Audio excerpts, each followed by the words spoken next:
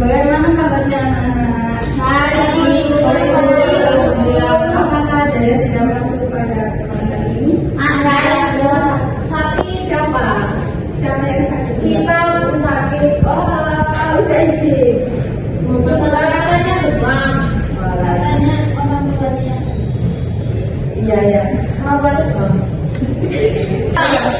Baik, sebelum memulai pembelajaran pada siang hari ini, Ibu awali dengan berdoa terlebih dahulu dengan dipimpin oleh Mbak Bella.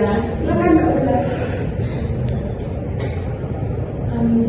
Bismillahirrahmanirrahim. Alhamdulillahirabbil alamin. Ar-Rahmanir-Rahim. Maliki yaumiddin. Iyyaka na'budu wa iyyaka nasta'in. Ihdinas siratal mustaqim. Siratal ladzina an'amta 'alaihim ghairil maghdubi 'alaihim waladdallin. Amin. Oke, baik, pada pertemuan kali ini kita akan mempelajari tentang adzan dan iqamah. Apakah kalian ada yang tahu tentang adzan dan iqamah? Tahu. Apa Mbak Safa? Sebelum sholat itu Yang bagus tadi adzan itu kayak panggilan sebelum melaksanakannya sholat fardu. Sebelum memasuki pembelajaran, Ibu ingin membentuk kalian sebanyak 2 kelompok, yakni kelompok 1 terdiri dari sini sampai sini, ini sini sampai sini. Jadi yang kelompok pertama itu akan membahas tentang apa itu adzan, dan kelompok yang kedua itu akan membahas tentang apa itu iqamah. Nah, di materi tentang adzan itu ada beberapa poin penting. Yang pertama, pengertian adzan. Yang kedua, hukum adzan. Yang ketiga, syarat sah adzan. Begitu juga dengan yang iqamah. Yang pertama itu ada pengertian iqamah, yang kedua hukum iqamah, dan ketiga syarat sah iqamah. Baik, Ibu akan memberi kalian waktu sebanyak 5 menit untuk mencari materi tentang adzan untuk kelompok yang pertama, sedangkan untuk kelompok kedua mencari materi tentang iqamah. Nanti kalau waktunya sudah habis, perwakilan dari masing-masing kelompok maju untuk ke depan mempresentasikan hasil diskusi dari kelompoknya. Oke, Ibu. Apakah kalian mengerti anak-anak? mengerti Ibu. Oke, silakan dikerjakan. Iya Ibu. Kerjaannya sudah habis. Untuk kelompok pertama yang menjadi perwakilan mohon ke depan untuk mempresentasikan hasil diskusi dari kelompok kalian. Silakan. Ya, sampai saat ada.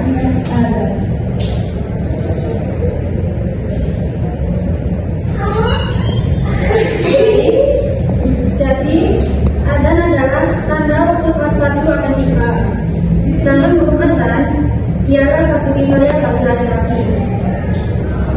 Syarat sah adzan ada 8. Yang pertama yaitu seorang muslim, yang kedua tamyiz, yang ketiga laki-laki, yang keempat berakal, yang kelima balik, yang keenam mengetahui waktu sholat, yang ketujuh jahat, dan yang terakhir adalah mutakin. Sudah. Tepuk tangan untuk kelompok 1. Ini sudah. Baik, dari selanjutnya akan dilanjutkan oleh kelompok 2. Silakan perwakilan dari kelompok 2 maju ke depan.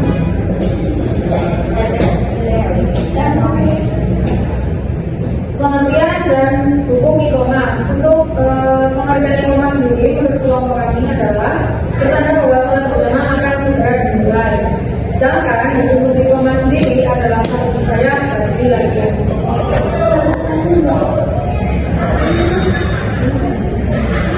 Syarat sah iqamah itu ada 7. Yang pertama seorang muslim, tamyiz, laki-laki, berakal, balik, mengetahui waktu sholat, jahat, dan tertib.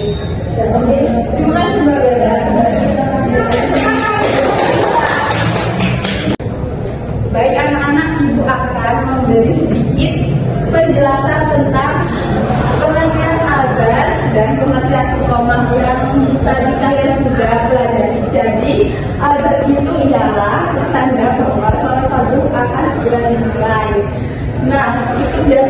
ada di masjid-masjid dan menggunakan pengeras suara.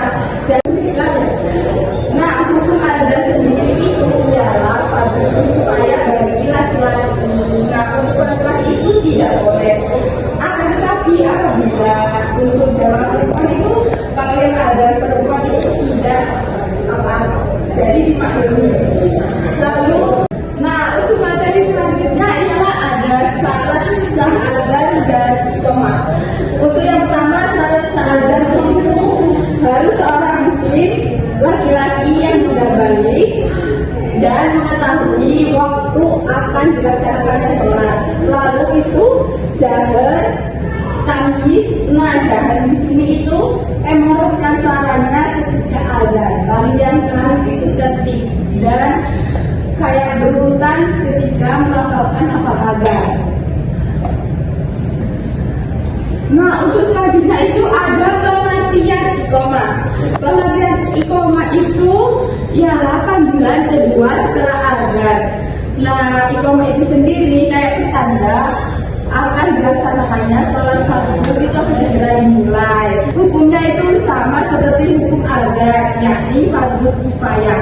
Fardu kifayah itu apabila sudah dilakukan oleh satu orang, maka gugur kewajiban dari orang muslim lainnya.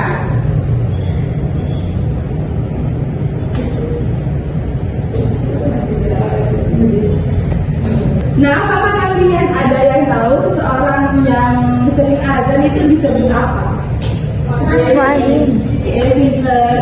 Nah, di sini terdapat sunnah muadzin. Yang pertama, muadzin itu harus dalam keadaan suci, baik dari hadas kecil maupun hadas besar.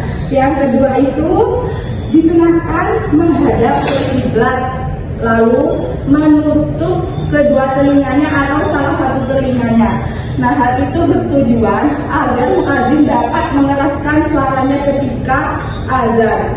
Lalu yang terakhir itu ketika adzan subuh itu harus membaca tasbih. Apakah kalian ada yang tahu tasbih itu seperti apa? Tak tahu. Nah, tasbih itu ialah lafal sebelum adzan subuh. Lafalnya seperti apa? Nah, lafalnya itu kayak as-sholatu khairun minan naum, itu dinamakan tasbih.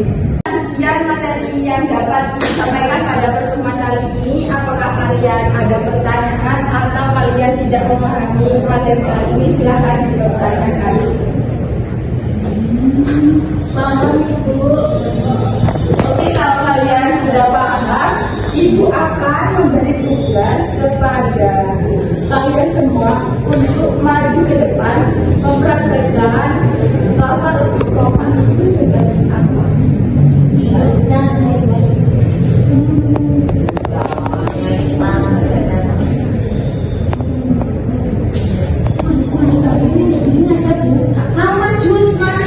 Maju aja bagus, kalau lebih baik maju biar teman-teman kalian seperti itu dapat jelas. Iya, dapat reward.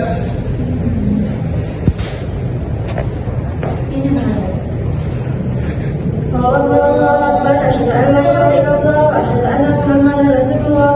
Hayya 'alas shalah, hayya 'alal falah. Allahu Akbar, Allahu Akbar, la ilaha illallah. Ayo tepuk tangan untuk barisnya. Kerjanya nanti ketika mau pulang. Oke, jadi teman kalian itu sudah mencontohkan bagaimana lafal iqamah itu yang benar. Untuk yang tadi telah maju mempelajari lafal iqamah,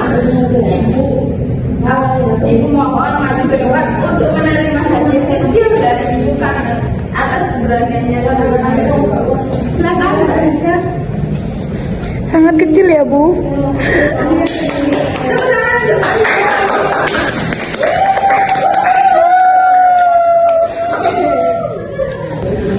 Baik, sekian materi yang dapat Ibu sampaikan pada pertemuan kali ini.